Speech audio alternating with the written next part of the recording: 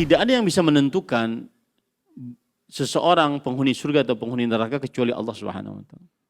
Adapun penentuan bahwa orang yang melakukan perbuatan bid'ah adalah pelaku bid'ah dan pelaku bid'ah adalah ahlu bid'ah. Meskipun ahlu bid'ah itu bertingkat-tingkat. Saya tahu ini pertanyaan ini adalah merembet kepada jawaban saya dulu. Saya ketika ditanya tentang kunut subuh, kemudian saya katakan itu bid'ah, kemudian yang melakukannya adalah pelaku bid'ah, dan setiap pelaku adalah ahli bid'ah. Maka para ikhwan yang dirahmati Allah, perhatikan begini. Saya ingin klarifikasi.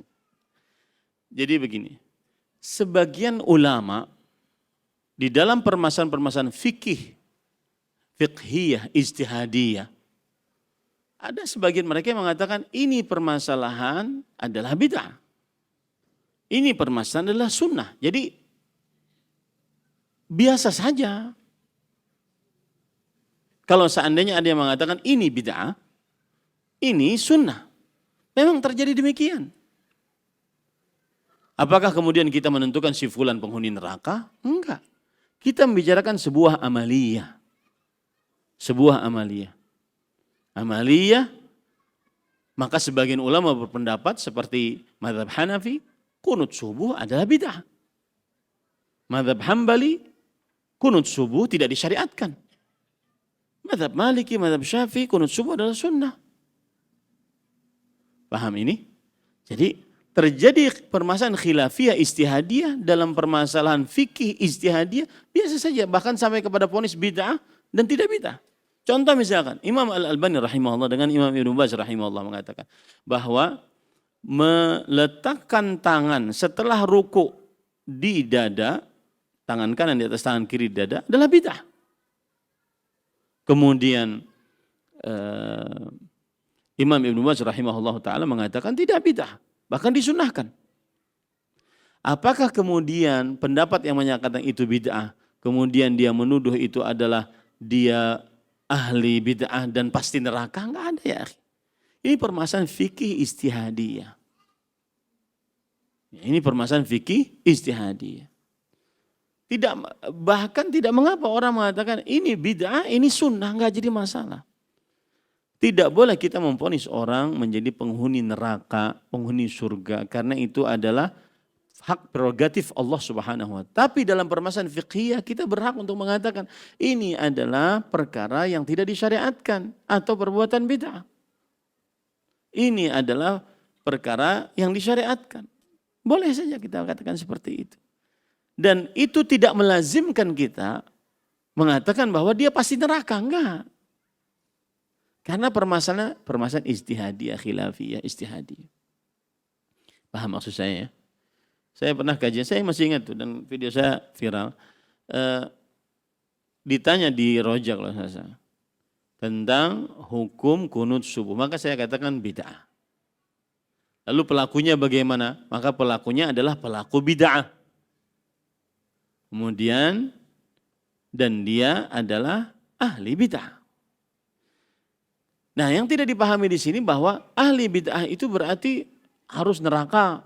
Kemudian dia kekal abadi dalam, enggak ada. Bukan itu namanya. Ada sebagian yang mengatakan bahwasanya yang melakukan perbuatan kunut subuh bid'ah, oke. Tetapi tidak dikatakan ahli bid'ah. Nah, ini terjadi khilaf lagi di antara para ulama. Paham enggak maksud saya? Jadi di antara para ulama itu pun terjadi khilaf. Belum lagi perkara kunut subuhnya. Nah, itu pada.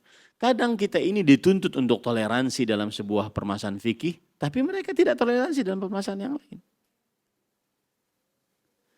Itu bukan pendapat dari Ahmad Zainul, itu pendapatnya Imam Abu Hanifah. Pendapatnya Imam Ahmad rahimahullah, tidak disyariatkan Imam Abu Hanifah bid'ah. Oke, mazhab Syafi'i mengatakan dia sunnah. Ya sudah, yang mengatakan sunnah kerjakan. Asalkan dia tahu dalilnya. Dan tidak mengapa orang yang mengatakan itu adalah perbuatan bid'ah, karena dia adalah perkara fiqhiyah ijtihadiyah. Seorang ulama berpendapat dengan ijtihadnya. Ya. Dan Tidak mengatakan dia keluar dari Islam, kemudian pasti ahli neraka, enggak. Ini kadang-kadang sebagian orang dan sebagian pendakwah mengkompori. Wah, nuduh kita bid'ah nih, ahli bid'ah, nuduh kita neraka nih. Ya enggak ada ya akhi. Kita cuma permasalahan fiqhiyah istihadiyah. Dan itu dari mulai semenjak dahulu. Lihat saja mereka semenjak dahulu berpendapat demikian. Khilafnya terjadi. Kemudian adakah yang mengangkat isu bahwasanya ini adalah si fulan sudah memvonis neraka? Enggak ya akhi, enggak ada. Vonis neraka hanya dilakukan oleh Allah Subhanahu wa taala dan nas dari hadis Rasulullah sallallahu alaihi wasallam. Tidak berani kita. Kita mempermasalahkan permasalahan fiqhiyah istihadiyah. Nanti ada orang yang malas belajar agama, dari dulu kunut aja kunut subuh aja pembicaraan. Ini malas agama, ini malas belajar agama ini. Ya. Jangan diikuti yang seperti ini. Malas belajar agama. Ya. Orang sudah sampai ke bulan, siapa yang nyuruh pian ke bulan? Kita tidak dituntut untuk ke bulan. Kita dituntut untuk beribadah kepada Allah SWT. Ada lagi yang syubhat yang mengatakan, saya enggak mau sholat selama orang-orang yang sholat masih koruptor.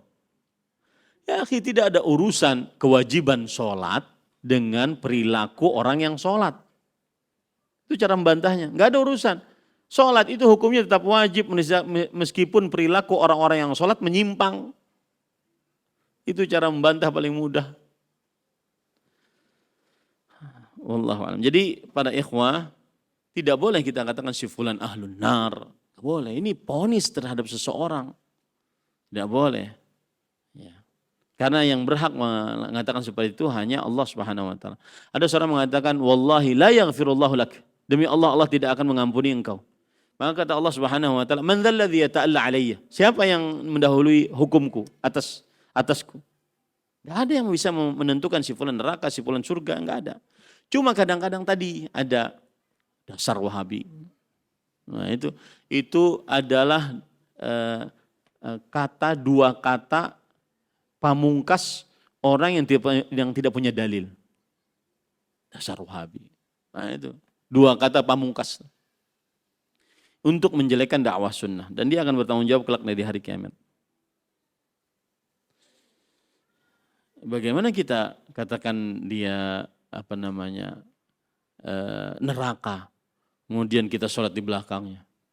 Saya sering sholat di belakang orang-orang yang berkunut subuh, meskipun saya tidak mengikuti kunutnya, itu pun juga khilaf di antara para ulama. Nah ini para ikhwan yang dirahmati Allah. Tapi kadang-kadang ada pepatah Arab mengatakan, aini ridha an kulli aibin kalilah kama aina sukhti tubdil masawi. Orang kalau sudah melihat itu senang, banyak apapun kesalahannya tetap aja dimaafkan. Tapi kalau seandainya melihatnya sudah dengan mata yang benci, secuil kesalahan pasti dibesar-besarkan.